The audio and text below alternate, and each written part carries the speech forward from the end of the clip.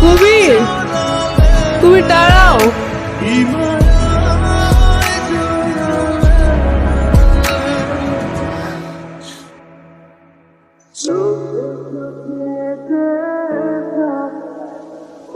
তুমি কোথায় যাচ্ছ? অনেক দূরের পথ। আমাকে সাথে নিবা না?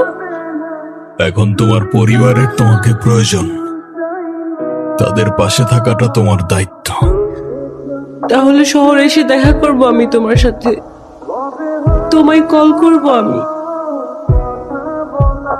আমি হয়তো তোমাকে বোঝাতে পারিনি জয়ী, আমি তোমার জন্য না,